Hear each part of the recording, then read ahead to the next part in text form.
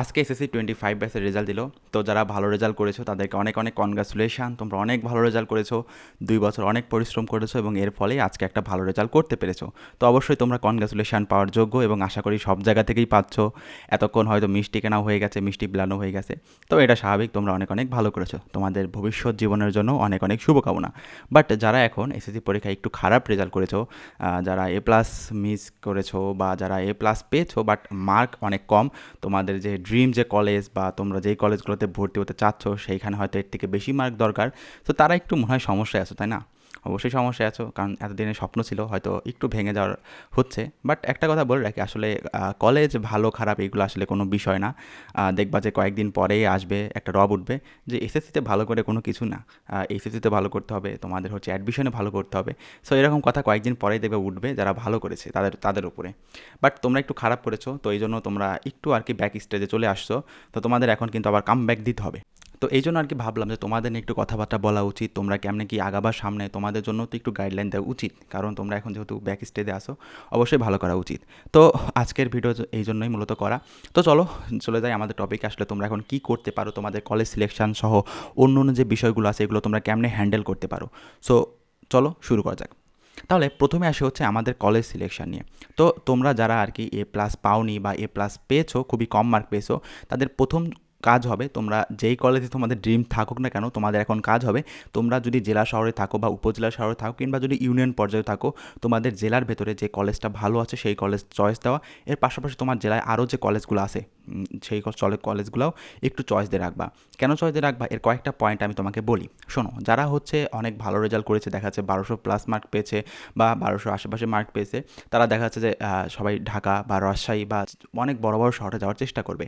এইখানে গেলে তারা বেশ কয়েকটা সমস্যার সম্মুখীন হবে। যেমন আমি যদি বলি, আমি হচ্ছে পাবনার একটা উপজেলা শহরে ছিলাম। তো সেই উপজেলা শহর থেকে আমার হচ্ছে যখন এসএসসি রেজাল্ট দেয় আমার একটা ভালো মার্ক আসছিল এবং আমি হচ্ছে ঢাকায় যাই। তো ঢাকায় যাওয়ার পর আমি সহ আমার যে ফ্রেন্ডগুলো ছিল তারা বেশ কয়েকটা সমস্যার সম্মুখীন হয় এবং এটা কম বেশি বলা যায় যে সবাই সম্মুখীন হয়। প্রথম যে সমস্যার সম্মুখীন হয় সেটা হচ্ছে আসলে সেখানে গিয়ে থাকা খাওয়ার অসুবিধা। কারণ দেখবা একদিন বাসায় থেকে আসছো, সো যখন হোস্টেলে যাবা প্রথমে হচ্ছে একাকিত্ব একটা ফিল আসবে। এর পাশাপাশি খাওয়ার সমস্যা দেখবা, থাকার সমস্যা, অনেক সমস্যা। এছাড়া তখন হচ্ছে দেখা যাচ্ছে যে সবারই মোটামুটি অসুখ বিসুখ হয়। যেমন আমি যদি বলি যে আমার ফ্রেন্ডদের ভেতরে বা আমার যদি বলি, আমাদের হচ্ছে টাইফয়েড, ডেঙ্গু, তারপরে মনে করো জন্ডিস, এগুলো তো প্রথম 6 মাস এমনিই গেছে। তো এখন চিন্তা করো, তুমি যদি এখন এমনিই অনেক পিছায় পড়ে আসছো যেহেতু এ প্লাস পাওনি, তো সেইখানে যদি তুমি এখন গিয়ে কলেজে গিয়ে 6 মাস যদি অসুস্থ থাকো তাহলে কিন্তু অনেক বড় সমস্যা। সো এই জন্য বলবো তুমি তোমার নিজের কমফোর্ট জোনের ভিতরে থাকো, তোমার নিজের শহরে থাকো। এতে করে দেখবা যে তুমি তোমার শহরের থেকে খুব সুন্দরভাবে পড়ালেখা করতে পারতেছো এবং একটা ভালো কামব্যাক দেওয়ার সম্ভাবনা আছে। আচ্ছা, এরপরে তো আরও আরেকটা পয়েন্ট বলি, সেটা হচ্ছে টিচার। কারণ তোমরা অনেকে চিন্তা করবা যে আমি হচ্ছে আমার শহরে থাকলে হয়তো আমার শহরে সেরকম কোনো ভার্সিটি নাই, তো সেখানে বুয়েট মেডিকেল এসবের ভাইদের হয়তো পাবো না। সেখানে আমার ফ্রেন্ডরা বা অন্যরা বড় বড় শহরে গিয়ে ফ্রেন্ডদের পাচ্ছে। তো এখন কথা হচ্ছে আমি নিজেও ঢাকায় থাকতাম, আমার ঢাকায় যাওয়ার মেইন রিজন ছিল হচ্ছে কি যে সেখানে বুয়েট এবং হচ্ছে মেডিকেলের ভাইদের কাছে পড়ালেখা করব। বাট সমস্যা হচ্ছে আমি কিন্তু 2 বছরে একটা মেডিকেল বা একটা বুয়েটের ভাইয়ের কাছেও পড়ি নাই।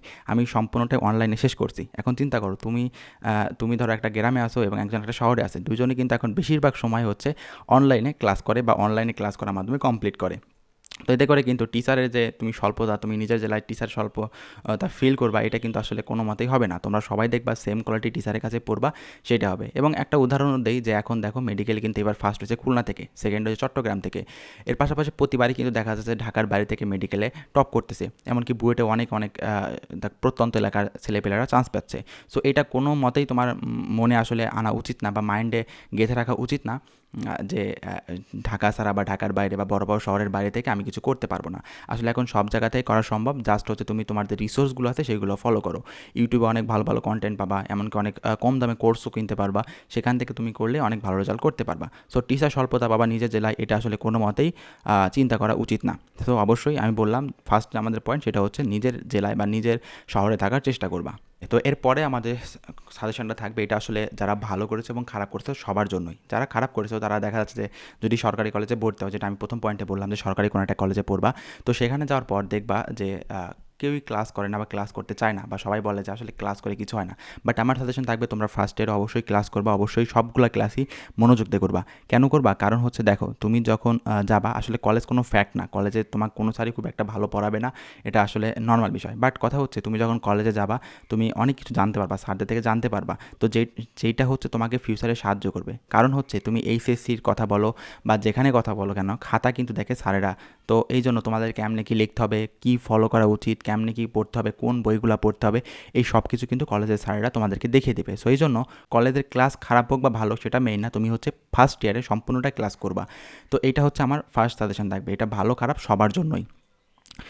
এর আর একটা বেনিফিট আছে, সেটা হচ্ছে তোমরা যখন নিয়মিত ক্লাস করবা তোমাদের একটা সুন্দর একটা ফ্রেন্ড সার্কেল হবে, এবং এই ফ্রেন্ড সার্কেল খুবই খুবই গুরুত্বপূর্ণ। আমি যদি বলি যে তোমাদের কম্পিটিশান, তোমরা হচ্ছে কে কত ভালো জায়গায় যাবে, এটা নির্ভর করবে তোমাদের আশেপাশের পরিবেশের ওপরে, এবং এই পরিবেশটা অনেকাংশে নির্ভর করে তোমার ফ্রেন্ডদের ওপরে। দেখবা তোমার এক ফ্রেন্ড অনেক ভালো রেজাল্ট করতেছে, তখন তোমার ভেতরে একটা কথা আসবে যে না, ও এত ভালো রেজাল্ট করতেছে, আমারও ভালো রেজাল্ট করতে হবে।